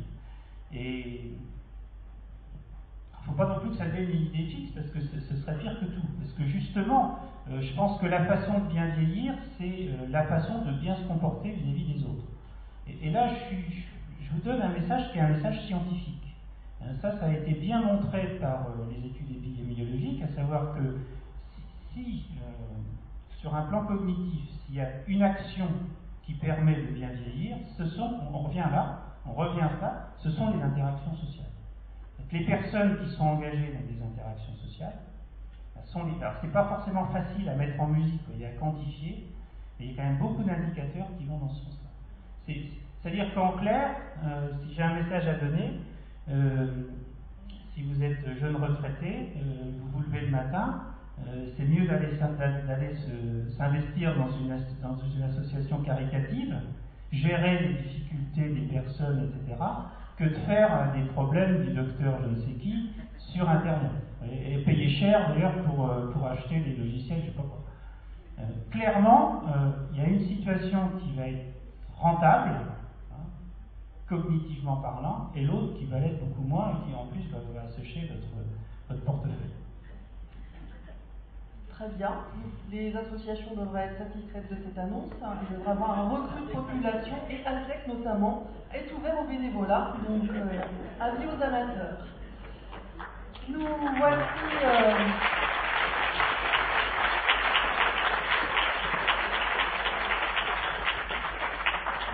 voici rendus au terme de cette conférence. Alors certes, nous n'aurons pas eu le plaisir de voir le tournoi à destination. Néanmoins, nous aurons eu le mérite de marquer l'essai, celui de la compréhension, à travers la conférence de Francis Eustache. On vous invite à transformer l'essai à travers la visite de l'exposition Mémoire, mais également le spectacle de la Fête de la Science au mois d'octobre, qui sera sur cette thématique-là, et qui s'intitule Fromage de tête, où on vous invite à pénétrer dans le cerveau et à voir comment on se crée une idée et tout un tas de choses. Mais nous ne sommes pas les seuls à faire des propositions, puisque nous avons inscrit cette manifestation dans le cadre de la Semaine du Cerveau, et que d'autres manifestations dans l'Ain vous sont également proposées. Voilà, merci au titre d'Altec pour votre présence. Oui, merci de la parole. Juste quelques minutes au nom des organisateurs dans la région de la Semaine du Cerveau. Donc effectivement, cette très belle conférence qui s'inscrit dans le programme. Donc la Semaine du Cerveau qui est une semaine de sensibilisation du grand public à la recherche sur le cerveau et qui, dans la région, a lieu effectivement encore jusqu'au 23 mars. Vous avez notamment une exposition à Pont-de-Vaux. Vous avez des programmes qui sont à l'accueil que vous pouvez prendre pour voir les manifestations qui ont encore lieu sur le cerveau. Et puis les organisateurs de la Semaine du Cerveau dans la région, toute l'année en fait, puisque ce sont les laboratoires de recherche en neurosciences implantés dans la région qui travaillent sur ces problématiques, toute l'année en fait peuvent vous proposer des animations, des conférences, des ateliers, etc., des expositions. Et si vous souhaitez être informé de ce qui se fait dans le domaine de la recherche sur le cerveau, on a laissé donc des questionnaires sur vos sièges avant la conférence de M. Eustache. Laissez-nous vos coordonnées, vous recevrez les informations de tout ce qui se fait dans la région et qui concerne le cerveau et les neurosciences. Merci, bonne fin de soirée.